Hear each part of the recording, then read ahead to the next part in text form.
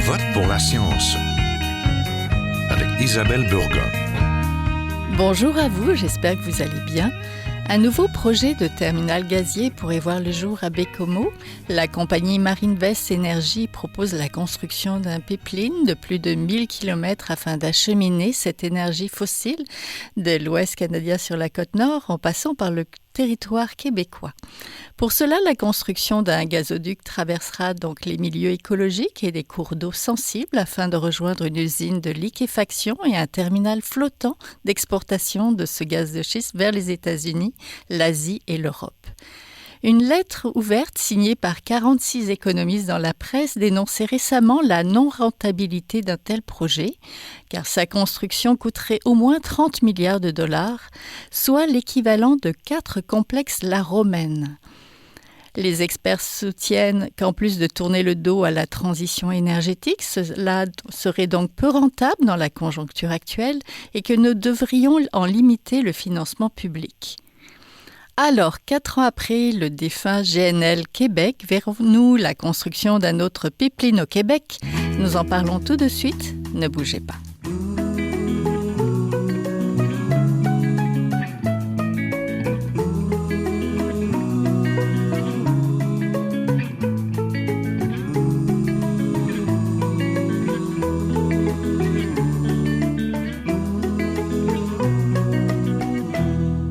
Je vote pour la science. Aujourd'hui, nous voulons vous parler d'un possible projet de gazoduc, celui de la compagnie Marinvest Energy, très ressemblant à GNL Québec, qui avait été dénoncé par l'ensemble des groupes environnementaux et près de 650 scientifiques. J'en parle avec Louis Couillard, responsable de la campagne Climat-Énergie chez Greenpeace Canada. Bonjour. Bonjour. Je suis aussi en compagnie de François L'Italien, directeur adjoint de l'IREC, l'Institut de recherche en économie contemporaine et professeur associé au département de sociologie à l'Université Laval. Bonjour. Bonjour. Je suis aussi avec Anne-Céline Billon, analyste climat-énergie chez Nature Québec. Bonjour aussi. Bonjour. Donc, le passé ressurgit avec un projet de liquéfaction de gaz, cette fois à Baie-Comeau, sur la côte nord. Ce futur projet mené par la compagnie norvégienne Marinvest Energy promet la construction d'un gazoduc de plusieurs centaines de kilomètres sur le territoire québécois pour y acheminer le gaz de l'ouest du pays, une usine de traitement et un terminal flottant pour exporter cette énergie fossile par méthanier. Rappelons que les engagements climatiques du Canada et du Québec vont plutôt dans le sens inverse d'une hausse de production de gaz canadien, donc une baisse idéalement, et celui-ci semble être destiné à l'exportation, donc aux besoins d'ailleurs plutôt que nos propres besoins d'énergie. Je vais commencer avec vous, Monsieur Couillard. Pourquoi pense-t-on qu'un tel projet pourrait voir le jour alors que le précédent n'avait pas obtenu l'assentiment de la population? C'est une très bonne question. C'est la question que je me pose tous les jours en me levant. Qui pense que ce projet-là est sérieux et a un avenir au Canada et au Québec et dans le monde dans lequel on vit en 2026?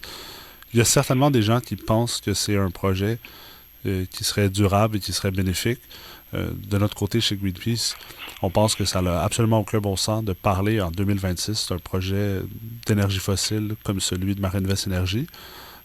Pour tout un paquet de raisons qu'on pourra discuter aujourd'hui, mais fondamentalement, d'un point de vue réchauffement climatique, transition énergétique, c'est pas des projets en 2026 qui ont leur place, selon nous, des projets d'énergie fossile, mais aussi d'un point de vue purement rationnel, qu'est-ce que le Québec a à gagner dans un projet de construction de pipeline, d'exportation de GNL, quand on voit que tous les indicateurs économiques nous disent que le bateau est passé au Québec pour ce genre de projet-là. On a fait le débat pendant plusieurs années, qui s'est conclu en 2021. J'ai l'impression de rejouer dans un mauvais film. Sérieusement, je me pose la question, qui trouve que ce projet-là est sérieux? Certainement plusieurs de nos politiciens qui continuent de le vanter sur la place publique, malgré qu'il n'y ait toujours aucune information qui soit disponible publiquement, ni sur un site web gouvernemental, ni sur le site web de l'entreprise. On se rappelle que l'ensemble des informations qu'on connaît de ce projet-là proviennent de recherches par des journalistes et par des organisations comme la nôtre qui ont fait des demandes d'accès à l'information. Et c'est comme ça qu'on obtient au compte-gouttes des informations sur un projet qui nous semble si peu sérieux, mais pourtant, l'entreprise Marinvest a la clé des plus hautes sphères du pouvoir, notamment Premier ministre Carney, M. Legault, ils ont pu les rencontrer dans les dernières années. Ça nous surprend. On ne comprend pas. C'est ça. Il y a un contexte politique qui a changé tout à fait. Souvenez-vous, nous avions parlé à cette antenne de GNL Québec Énergie Saguenay, un projet d'usine de liquéfaction de gaz naturel, donc mis de côté en 2022 par manque d'acceptation sociale. En quoi ce nouveau projet ressemble à l'ancien, Madame Guyon? Écoutez, c'est vraiment le même type de complexe gazier, c'est-à-dire que c'est la construction d'un gazoduc sur le territoire du Québec, donc qui irait vraiment de la frontière avec l'Ontario jusqu'effectivement Baie-Comeau, par un tracé plutôt qui passerait au nord, en fait, si vous voulez, du lac Saint-Jean, entre si vous voulez, Chibougamau puis le nord du lac Saint-Jean. Donc à peu près 1000 kilomètres quand même de tracé de gazoduc. Puis aussi, effectivement, une usine de liquéfaction de gaz, parce que ce gaz, quand il arrive à l'usine, il faut qu'il soit liquéfié pour être transbordé sur des méthaniers, puis après envoyé sur les marchés européens. Donc c'est vraiment le même type de complexe que proposé à l'époque par GNL Québec. Le seul élément qui semble s'ajouter dans ce projet-là, ce serait que la compagnie envisage apparemment de construire aussi son propre parc éolien pour alimenter une partie de l'usine de liquéfaction par de l'électricité issue de l'énergie éolienne. Mais sinon, c'est sensiblement le même type de projet. Là. Puis on pense, en tout cas de ce qui ressort des données à l'heure actuelle, ce serait possiblement le même nombre aussi de tonnes de GNL produits par année, donc à peu près 10 millions par année. Oui, donc ça se ressemble beaucoup. Loin d'être une initiative donc de transition énergétique, ce projet rencontre une opposition du côté des scientifiques en environnement et des écologistes, mais aussi de la part de chercheurs en économie. Monsieur l'Italien, vous avez signé une lettre dans la presse pour dénoncer ce projet. Expliquez-nous.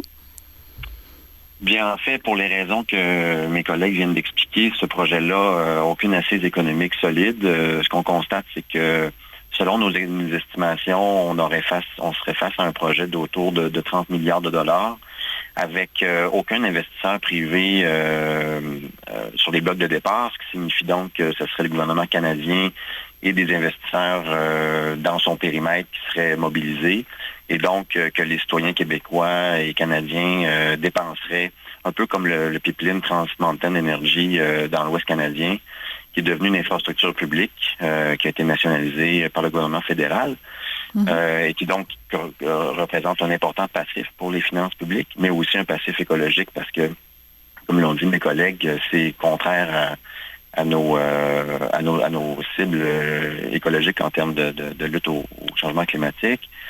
Donc, pour cette raison-là, principalement. Ensuite de ça, pour le Québec, il n'y a absolument aucun avantage économique structurant. On parle d'une période de construction d'1 ou 2 ans pour le pipeline. La construction du terminal flottant qui dure probablement autant de temps. Donc, peut-être quelques centaines d'emplois, mais tout au plus, lors de la période d'opération, c'est de la maintenance, de la surveillance. Aucune redevance claire, donc on serait le territoire sur lequel cette infrastructure-là passerait pour des fins d'exportation. Donc, sur le strict plan économique, là, je mets de côté la question écologique, sur le strict plan économique, là, ce projet-là n'a pas d'assise économique solide. Oui, est-ce que vous pensez qu'on risquerait de s'endetter pour financer un tel projet, c'est ça?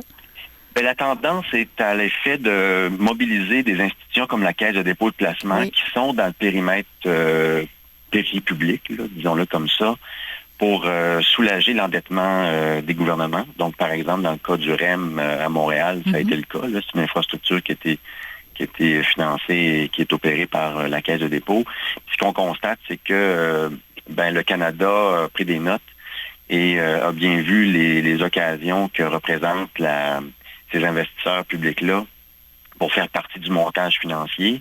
Donc, on peut penser que le Bureau des grands projets, là, qui semble être le coordonnateur jusqu'à présent de ce projet-là, en soit de ce fantôme de projet-là, parce qu'on n'en sait pas grand-chose, pourrait être intéressé à solliciter des investisseurs publics comme la Caisse de dépôt ou d'autres investisseurs similaires au Canada. Oui, c'est vrai. Monsieur Couillard, rappelez-nous comment on a appris que la compagnie Marinvest Energy souhaitait se lancer dans un tel projet. La petite histoire, c'est que je me suis levé en plein milieu de la nuit pour changer la couche de ma fille, puis j'ai comme eu une anxiété quand j'étais en congé de paternité quand M. Poilievre... C'était à quel moment? En février 2025, M. Poilievre commençait à parler sur la place publique, alors qu'il était en avance dans les sondages à l'époque, on se rappelle. Tout a changé assez rapidement depuis. Et M. Poilievre parlait d'un retour du projet GNL Québec, un retour potentiel, puis il parlait de ses bénéfices. Puis je me disais, ça ne peut pas sortir de nulle part. Pourquoi on est encore en 2025 à nous parler de GNL Québec, un projet que le gouvernement du Québec a rejeté très clairement en 2021? Là, on est 4 ans plus tard, qu'est-ce qui se passe? Je suis retourné au travail après mon congé de paternité, et puis j'ai commencé à faire des recherches, notamment sur Carrefour Lobby Québec, donc le registre des lobbyistes du Québec.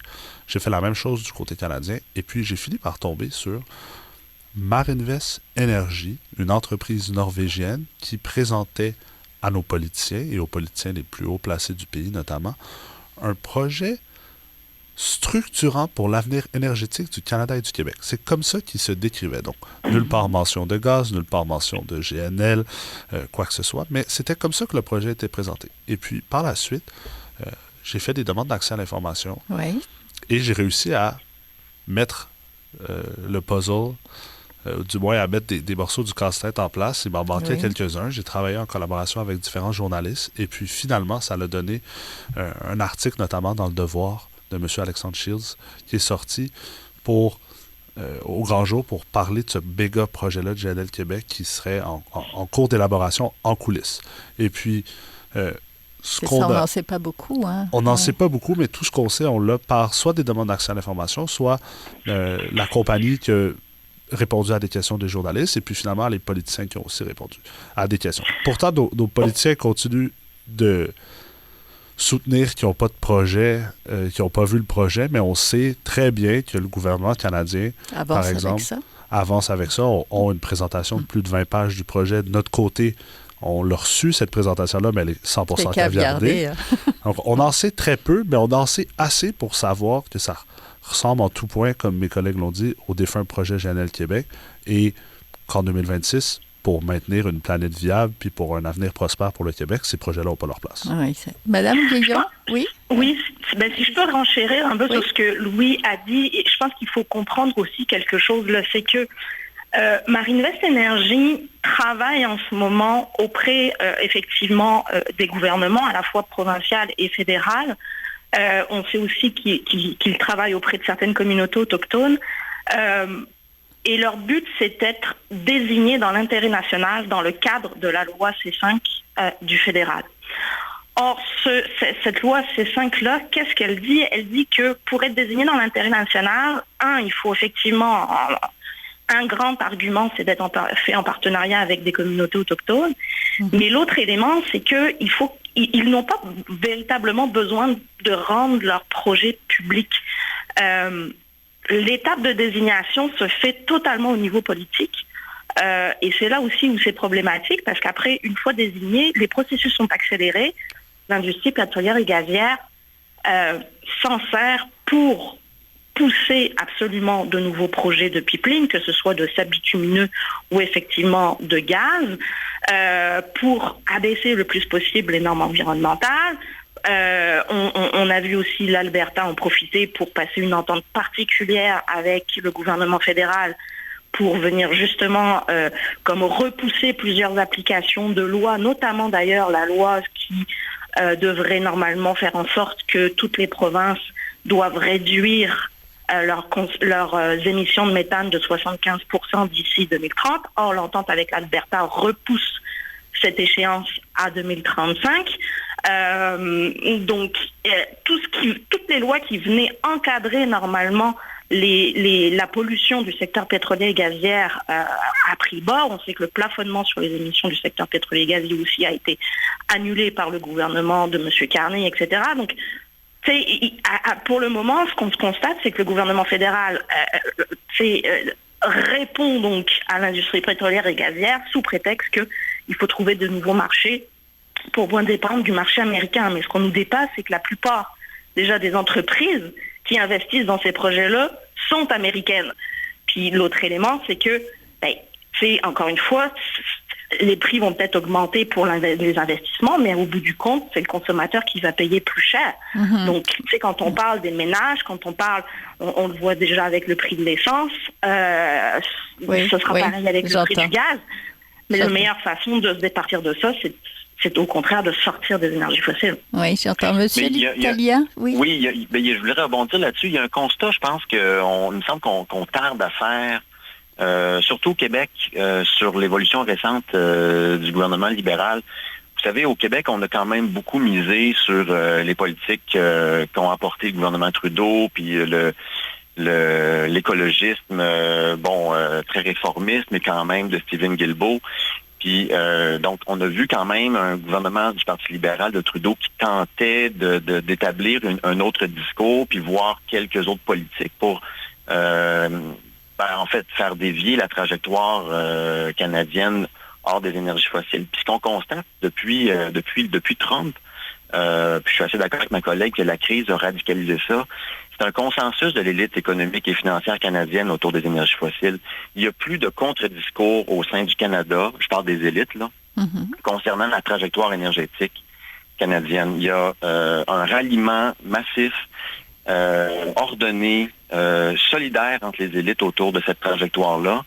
Ce qui est d'autant plus troublant, je vous dirais, c'est que Mark Carney, qui a été pendant plusieurs années représentant de la finance durable sur plusieurs tribunes internationales en vantant le rôle que les investisseurs institutionnels pourraient jouer dans la transition, s'est rallié sans problème à cette convergence-là.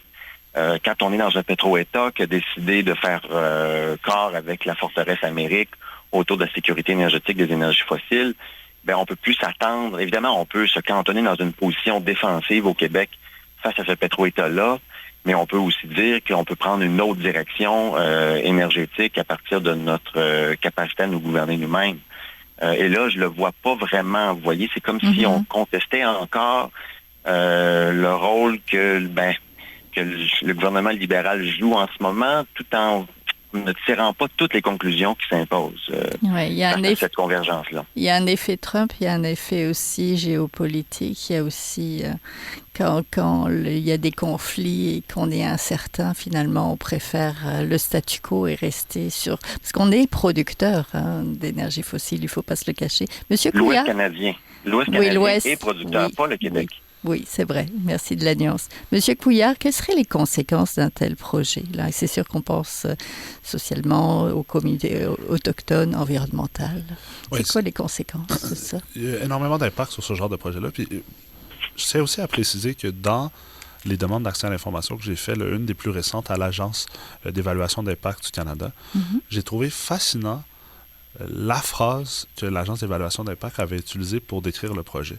Je paraphrase parce que c'était en anglais, mais c'était un projet d'expansion d'énergie fossile qui cherche à trouver des nouveaux débouchés pour le gaz naturel canadien.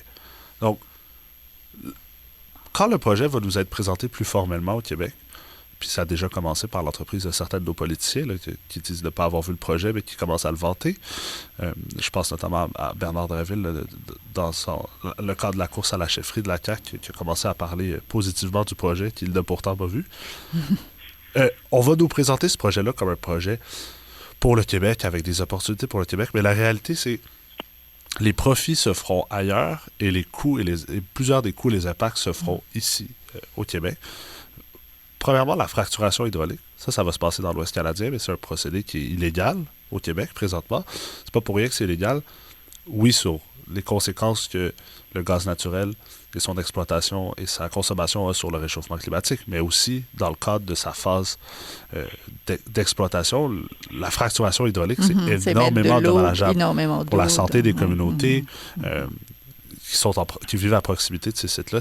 Ça, c'est un très grands impacts. Après, d'un point de vue réchauffement climatique, le gaz naturel liquéfié, puis le volume que Marine Vest espère exporter, c'est des quantités absolument astronomiques. Là, on parle de millions de tonnes de gaz naturel qu'on veut exporter. Mais quand on le brûle, ça a un gros impact sur le réchauffement climatique, mais également, tout le long de son cycle de vie, les projets de GNL, de gaz naturel liquéfié, ont des gros impacts sur le réchauffement climatique parce que le gaz naturel liquéfié, c'est quoi? C'est du méthane. Et même si l'industrie se vante d'avoir des technologies de plus en plus innovantes qui permettent de réduire au plus possible les fuites, le gaz, ça fait quoi? Quand il y a une fuite, ça monte dans les airs.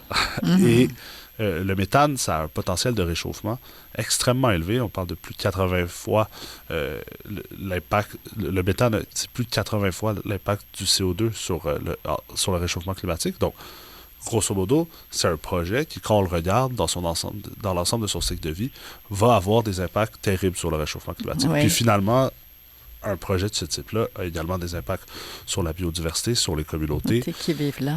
Moi, je pense à GNL Québec et les gens au Saguenay avec qui j'ai étroitement collaboré dans les dernières années et à quel point ils vivent encore aujourd'hui la fracture sociale qui a été créée par ce genre de projet-là parce que ça divise. Parce qu'on présente un projet, on présente des opportunités et ça divise les communautés. Et je pense aux gens de Bécomo aussi que j'ai rencontrés en septembre, notamment avec Anne-Céline, on a répondu à une invitation pour venir parler du projet à des citoyens, des citoyennes qui étaient complètement dépourvus d'informations. On est allé donner certaines réponses avec des experts dans différents domaines. Ouais. Et puis, déjà, le débat était là. Madame Guyon, justement, les gens accueillent ça comment et quels sont les risques qu'ils voient justement pour leur environnement, pour leur territoire? Ben, écoutez, les gens sont inquiets. Nous, effectivement, comme vous le disiez, on est allé à Bécomo, on a rencontré une partie de la population et pour vous donner un ordre d'idée, donc c'était une séance d'information publique qui devait durer 1h30. Au final, ça a duré 3 heures. La séance de questions en tant que telle a duré plus d'1h30. Les gens étaient comme, très très inquiets et voulaient comprendre et déjà comme vous le disiez tout à l'heure, pourquoi un tel projet revient alors qu'on a déjà tant dit non au Québec sur ce type de projet-là. Puis est-ce que les technologies ont évolué? Est-ce que ça fait en sorte que ce projet-là serait moins dommageable qu'il y a 5 ans ou 10 ans? Puis dans les faits, non. Mon collègue parlait des émissions de méthane. Maintenant, on a des nouvelles technologies pour aussi observer ces émissions de méthane-là, notamment satellitaires. Et toutes les technologies, tous les résultats qu'on a en ce moment nous montrent que les émissions sont la plupart du temps sous-estimées par rapport à leur valeur réelle. Donc ça reste un fait et c'est extrêmement problématique. Puis l'autre élément, c'est au niveau justement territoire, au niveau de la biodiversité. Là, on nous parle d'une usine flottante en plein milieu de la baie des Anglais à Bécomo. Il faut savoir que c'est une baie où notamment il y a pas mal d'activités récréo-touristiques, beaucoup de kayaks qui se fait, d'observation d'oiseaux, etc. Donc les gens se disent, mais comment ça on envisage de nous mettre une usine de liquéfaction juste en plein milieu de cette baie-là. C'est aussi évidemment qui dit méthanier dit augmentation du trafic maritime avec tout l'impact que ça peut avoir sur les mammifères marins. De nouvelles espèces exotiques envahissantes qui pourraient arriver à cause des eaux de ballast, notamment de ces méthaniers-là. Les risques se démultiplient finalement. C'est ça. Ouais. Puis le gazoduc aussi, c'est quand même une emprise de 60 mètres de large sur lesquels complètement déforesté, sur lequel plus aucun arbre ne peut pousser. Donc c'est aussi de la fragmentation d'habitats incroyable. Puis le pipeline traverserait, en fait, littéralement couperait en deux le Québec à ce niveau-là. Puis quand on arrive dans la région de Bécomo, un peu plus au nord, il se trouve que le tracé potentiel qu'on a pour le moment nous dit qu'on passerait aussi au sud de la zone de répartition du caribou forestier, une espèce dont c'est extrêmement problématique au Québec à l'heure actuelle, où on attend toujours la stratégie caribou, ça va faire 10 ans, on l'a toujours pas. Donc vous voyez, il y a des enjeux énormes. Oui, Monsieur l'Italien, je vais terminer avec vous. Quelles seraient les conséquences du point de vue économique d'un tel projet de Marinvest Énergie si il voit le jour? Sur le plan des finances publiques, évidemment, je l'ai mentionné, c'est qu'on va transférer une partie de l'endettement qui serait lié à l'investissement du gouvernement canadien dans ce projet-là, puisqu'il n'y a pas d'investisseurs qui sont intéressés. Puis de manière plus structurante, comme le dit le gouvernement canadien, c'est que ça enfonce la trajectoire fossile du Canada encore davantage pour encore plus d'années, parce que des infrastructures comme celle-là, on doit d'abord les rentabiliser. Ce sont des espèces de nœuds où là, il y a des fournisseurs, il y a toute une industrie qui va dépendre de cette infrastructure-là. Et donc, il va y avoir c'est comme un patron énergétique qu'on continue de consolider, de développer, au détriment de d'autres formes d'énergie ou d'alternatives qui seraient pas celles des énergies fossiles. Puis j'en profiterai aussi pour dire que pour le Québec, ce que ça signifie aussi, c'est que on accepte que sur le territoire québécois, il se déploie un système énergétique intégré avec lequel le Québec n'a justement presque rien à voir. C'est-à-dire, il se trouve que de manière accidentelle, le Québec soit à l'est de l'Ouest canadien, puis que ce soit le seul endroit, le seul débouché pour le transit qui est identifié par le gouvernement fédéral et ce conglomérat d'acteurs énergétiques-là. Mais c'est tout. Je veux dire, on est le territoire sur lequel cette infrastructure-là va se déployer sans qu'au fond, on y soit impliqué de près ou de loin. Donc, je dirais ces trois niveaux-là, donc sur le plan budgétaire, sur le plan de la trajectoire énergétique canadienne, à laquelle, au Québec, on continue quand même de contribuer par nos taxes et impôts. Puis aussi, parce on accepterait, ou en tout cas, à tout le moins, on se verrait imposer une infrastructure d'une certaine manière étrangère à nos intérêts et à nos choix de société sur notre territoire. Oui, donc, ce serait trois grands effets économiques pour le Québec. Entendu. Merci beaucoup. Donc, on était en compagnie de François L'Italien, directeur adjoint de l'IREC et professeur associé au département de sociologie à l'Université Laval, d'Anne-Céline Guyon, analyse climat-énergie chez Nature Québec, et de Louis Couillard, responsable de la campagne climat-énergie chez Greenpeace Canada. Merci. Merci. Merci beaucoup. Voilà, c'est tout pour aujourd'hui. Je vote pour la science est une production de Science Presse avec Radio VM. À la régie, Daniel Fortin. À la recherche cette semaine, Fanny Robarcher. La réalisation et le micro, comme toujours, Isabelle Burguin. Si vous avez aimé l'émission, partagez-la. Vous pouvez aussi suivre la page de Je vote pour la science sur le site de Science Presse. Je vous souhaite à tous et à toutes de passer une très très belle semaine à notre antenne. Jin Jiahua est un chercheur typique de ceux pour qui les progrès de la bioinformatique ont préséance sur le sens biologique.